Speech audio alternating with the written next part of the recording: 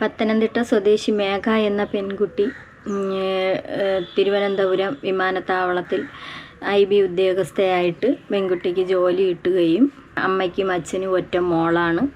അതുപോലെ അമ്മയും അച്ഛനും ഉദ്യോഗസ്ഥരാണ്, അവർക്ക് ജോലിയുണ്ട്.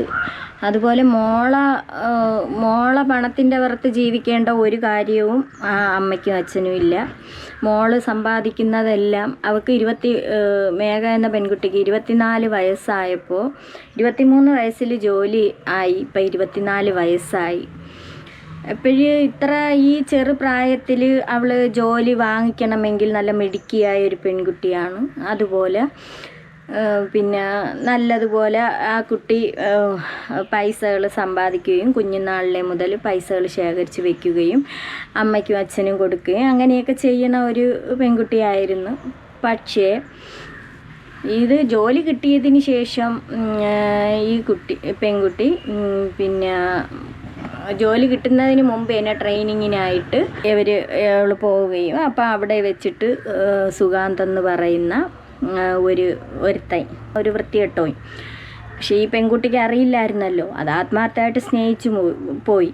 അപ്പോൾ അവനുമായിട്ട് പരിചയപ്പെടുകയും ഇവർ രണ്ടുപേരും ഒത്തായിരുന്നു ട്രെയിനിങ്ങൊക്കെ കഴിഞ്ഞത്. എന്നിട്ട് ഇവന് അവിടെ ജോലി കിട്ടി, അവന് കൊച്ചിയിലാണ് ജോലി കിട്ടി. സുഗാന്ത് സുരേഷ് എന്ന് പറയുന്ന അവന് കൊച്ചിയിലാണ് ജോലി കിട്ടിയത്.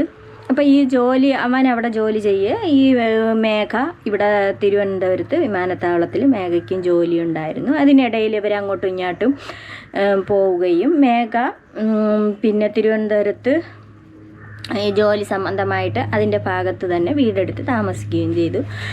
അങ്ങനെ ഇരിക്കവെയാണ് മേഘയ്ക്ക് അപ്പോൾ ശമ്പളങ്ങളൊക്കെ കിട്ടിത്തുടങ്ങി. കിട്ടിയാൽ തന്നെ ആ അമ്മയും അച്ഛനും 5 പൈസ പോലും മോളെ കയ്യിൽ നിന്ന് ചോദിക്കുക ഒന്നും ചെയ്യൂല. എല്ലാം മോളെ അക്കൗണ്ടിൽ തന്നെ ഇട്ടുകൊണ്ടിരുന്നു. ഒരു 8-9 മാസം കൊണ്ടുള്ള വരുന്ന സാലറി മുഴുവനും ഈ സുഗാന്ത് സുരേഷ് എന്ന് പറയുന്നവൻ ഈ കുട്ടിയുടെ അടുത്ത് പണം ഇതുപോലെ ചോദിക്കുമ്പോൾ ഈ മേഘ പൈസ കൊടുക്കുകയും ചെയ്തു. അവൻ്റെ അക്കൗണ്ടിലേക്ക് കൊടുത്തിരുന്നു. പക്ഷേ അങ്ങനെ സ്നേഹിച്ചത് കൊണ്ടാണ് ഈ കുട്ടി ഇതിങ്ങനെ ചെയ്തത്. അതിനുശേഷം ഇവൻ എന്തോ ഇതിൻ്റെ ഇടയിൽ ഇവന് പല ബന്ധങ്ങളുണ്ടായി. അവിടെ തന്നെ അവൻ ജോലി ചെയ്യുന്ന ആ സ്ഥാപനത്തിൽ തന്നെ ഇവന് വേറെയും 2-3 പെണ്ണുങ്ങളുമായിട്ട് ഇവന് കണക്ഷൻ ഉണ്ടാവുകയും പിന്നെ അങ്ങനെ ആയപ്പോൾ ഇതിൻ്റെ ഇടയിൽ വെച്ചിട്ട് ഈ പെൺകുട്ടിയും കൊണ്ട് ഇവൻ മറ്റുള്ളവരെ വെച്ചുകൊണ്ടിരിക്കവേ തന്നെ ഈ പെൺകുട്ടി മേഘ എന്ന് പറയുന്ന പെൺകുട്ടിയും കൊണ്ട് വന്നിട്ട് തിരുവനന്തപുരത്ത് വന്ന് ഈ കുട്ടിയും കൊണ്ട് അങ്ങ് പോവും, കൊച്ചിയിലൊക്കെ പോവുകയും അങ്ങനെ ഇവർ റൂമൊക്കെ എടുത്ത് ഹോട്ടൽ അങ്ങനെയൊക്കെ റൂമൊക്കെ എടുത്ത്. പക്ഷേ ഈ പെൺകുട്ടി 2 മാസം പ്രഗ്നൻ്റ് ആണെന്ന് പറയുന്നു. ഈ അച്ഛൻ ഭയങ്കരമായിട്ടുള്ള പോരാട്ടമാണ് നടത്തുന്നത് ഈ മോക്ക് നീതി കിട്ടാൻ വേണ്ടിയിട്ട്. പേട്ട എന്ന് പറയുന്ന സ്ഥലത്ത് ട്രെയിന് മുന്നിലേക്ക് ചാടുകയും ഫോൺ വിളിച്ചുകൊണ്ട് വന്നിട്ടാണ് മേഘ ചാടുന്നത്. അപ്പോൾ ഈ ഫോൺ വിളിക്കണത് വേറെ ആർക്കുമല്ല, സുഗാന്തിനാണ് വിളിക്കണത്. ഇതിനിടയിൽ വെച്ച് കല്യാണം കഴിക്കാനായിട്ട് മേഘ ആവശ്യപ്പെടുകയും സുഗാന്ത് ഒഴിഞ്ഞു മാറുകയും ചെയ്തു. ഒഴിഞ്ഞു മാറാൻ അവന് കാരണമുണ്ട്. ഈ പെൺകുട്ടി എന്തായാലും അവൻ കൈവശപ്പെടുത്തി ആ പെൺകുട്ടിയെ നശിപ്പിച്ച് പിന്നെ പെൺകുട്ടി 2 മാസം പ്രഗ്നൻ്റ് ആണെന്ന് ആണ് അറിയപ്പെടുന്നത്. അറിയാൻ കാരണം തെളിവുകൾ വേണമല്ലോ. ഈ പെൺകുട്ടി ഇവളങ്ങ് മരിച്ചുപോയി. പെൺകുട്ടി മരിച്ചതിന് ശേഷം പോലീസിന് തെളിവുകൾ കൊടുക്കണമെങ്കിൽ യഥാർത്ഥ തെളിവെന്ന് പറയണ ഈ കുട്ടിയുടെ അക്കൗണ്ടിൽ വന്ന പൈസ ഈ സുഗാന്തിൻ്റെ അക്കൗണ്ടിലോട്ട് മാറ്റിയ രേഖ മാത്രമേ കിട്ടിയുള്ളായിരുന്നു. അതിനുശേഷം പിന്നെ വേറെയും തെളിവുകൾ വേണം. അങ്ങനെ ഈ മേഘയുടെ അമ്മയും അച്ഛനും കൂടി പത്തനംതിട്ടയിൽ നിന്ന് നേരെ തിരുവനന്തപുരത്ത് വിമാനത്താവളത്തിൻ്റെ ആ ഭാഗത്ത് മേഘ താമസിക്കുന്ന വീട്ടിൽ പോയിട്ട് അവിടെ മേഘയുടെ റൂമിൽ ചെന്ന് തുറന്ന് അപ്പോൾ ബാഗിനകത്ത് നോക്കുമ്പോൾ പിന്നെ ഈ ഹോസ്പിറ്റലിൽ മേഘ കാണിച്ച തുണ്ടുകൾ അങ്ങനെയൊക്കെയുള്ള കാര്യങ്ങളൊക്കെ കിട്ടുകയും അപ്പോൾ പ്രഗ്നൻ്റ് ആണ് എന്നുള്ളത് അച്ഛനും അമ്മയ്ക്കും ബോധ്യമായി. അപ്പം ഇതിങ്ങനെ ആയതിൻ്റെ പേരിലാണ് ഈ കുട്ടി യവനെ ഈ യവന് ഈ ക്രിമിനലെന്ന് പറയാൻ യവന് വേറൊരു മൈൻഡാണ്. എനിക്കത് പറയാൻ തന്നെ അറിഞ്ഞൂടാ. ഈ യവന് പിന്നെ എന്നെ കല്യാണം കഴിക്കണം എന്ന് പറയുകയും ഇല്ലെങ്കിൽ ഇവക്ക് മേഘയ്ക്ക് കളഞ്ഞിട്ട് പോവായിരുന്നു. പക്ഷേ ഇങ്ങനെയുള്ള ഒരു സാഹചര്യം ആയതിൻ്റെ പേരിലാണ് ഈ കുട്ടി കല്യാണം കഴിക്കാനായിട്ട് ആവശ്യപ്പെടുന്നത്. ഇല്ലെങ്കിൽ ആരെങ്കിലും കല്യാണം കഴിക്കുമോ? വേണ്ട, നീ പോടാ പുല്ലേന്നും പറഞ്ഞിട്ട് പോവുകയുള്ളൂ. അപ്പം ഇവക്ക് മേഘയ്ക്ക് ഇങ്ങനെ സംഭവിച്ചു. ഇത് അച്ഛനും അമ്മയും ആരും അറിഞ്ഞില്ലായിരുന്നു. എന്നിട്ട് ഗർഭചിത്രം അങ്ങനെ കണ്ട് നടത്തിയെന്ന് പറയുന്നുണ്ട്. പിന്നെ അപ്പം അതിൻ്റെ പിന്നെ ഹോസ്പിറ്റലിൻ്റെ തുണ്ടുകളും കാര്യങ്ങളും ഒക്കെ ഈ മേഘയുടെ ബാഗിൽ നിന്ന് കിട്ടുകയും ചെയ്ത് ഇതിൻ്റെ രേഖകളെല്ലാം മേഘയുടെ അച്ഛൻ ഇതും കൂടി പിന്നെ പോലീസിന് കൈമാറുകയും അങ്ങനെയൊക്കെ ചെയ്തു. അപ്പം ഇങ്ങനെയുള്ള 1-2 തെളിവുകൾ മാത്രമേ ഉള്ളൂ.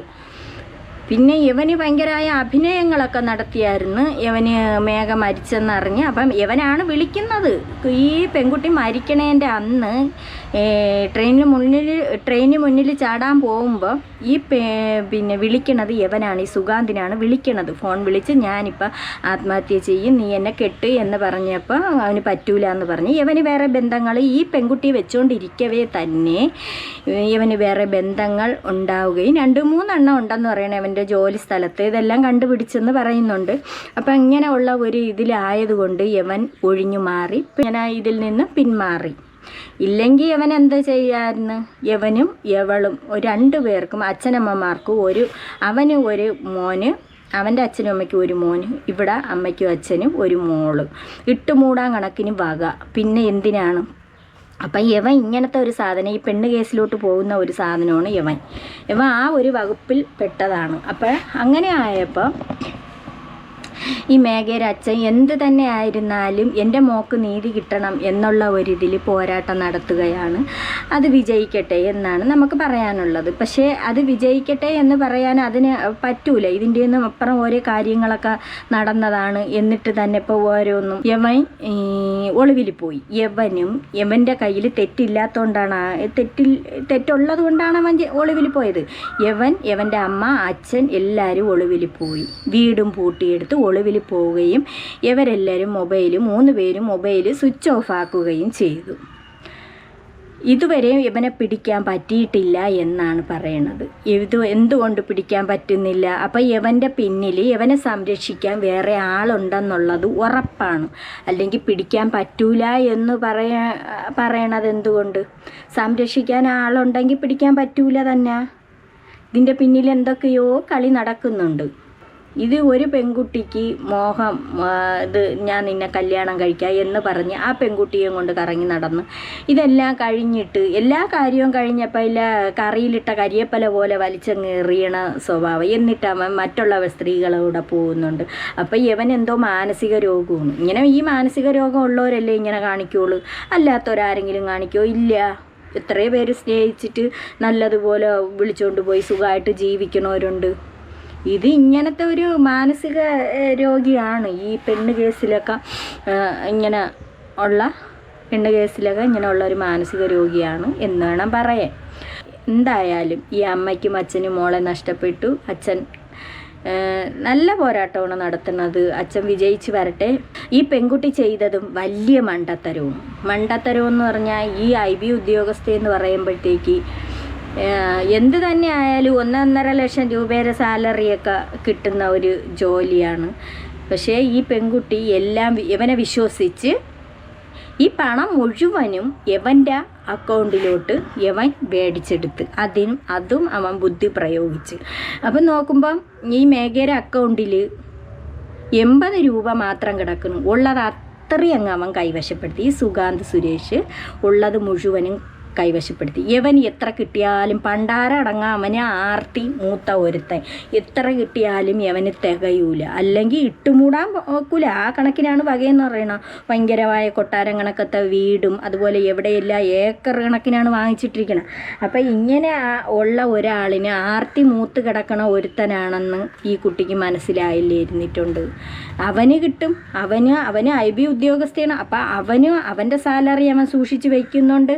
എന്നിട്ട് ഈ പെൺകുട്ടിക്ക് കിട്ടണ മുഴുവനും അവന് മേടിച്ചെടുത്ത് അപ്പം ഈ കുട്ടി മണ്ടിയായിട്ടല്ലേ ഇത്രയും 23 വയസ്സ് 23 വയസ്സിലൊക്കെ ജോലി കിട്ടണമെന്ന് പറഞ്ഞാൽ നല്ല ബുദ്ധി ഉണ്ടെങ്കിൽ മാത്രമേ അതിന് ഇതായിട്ട് ജോലി കിട്ടുള്ളൂ. അല്ലാതെ എത്രയോ പേര് പഠിക്കണം 30-35 വയസ്സായവർക്ക് ജോലി കിട്ടുന്നില്ല.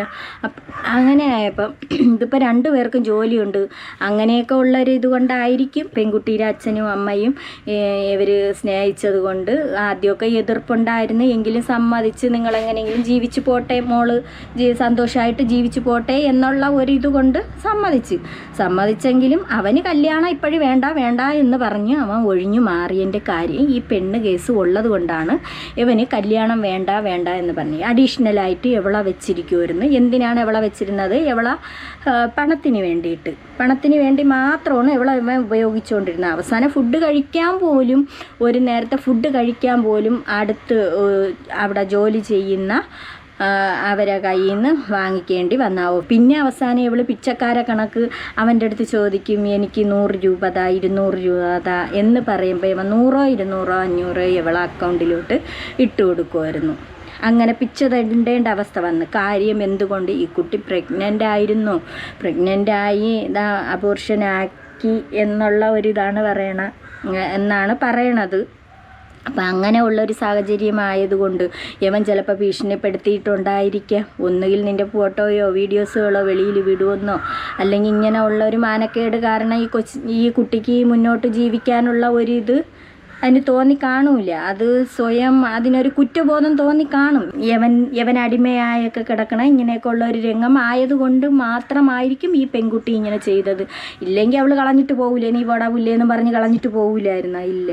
പക്ഷേ അതുകൊണ്ട് ഈ കുട്ടിക്ക് അച്ഛനും അമ്മയും ഒന്നും ആ സാഹചര്യത്തിൽ ഓർമ്മിക്കേണ്ടി വന്നില്ല. ഇവൻ കെട്ടൂല എന്ന് പറഞ്ഞ് ഇങ്ങനെ ആയിക്കഴിഞ്ഞാൽ കെട്ടണ്ടേ. അപ്പം യമൻ ഇവളെ വലിച്ചെറിഞ്ഞു കഴിഞ്ഞു. ഇതാണ് അവിടെ നടന്നത്.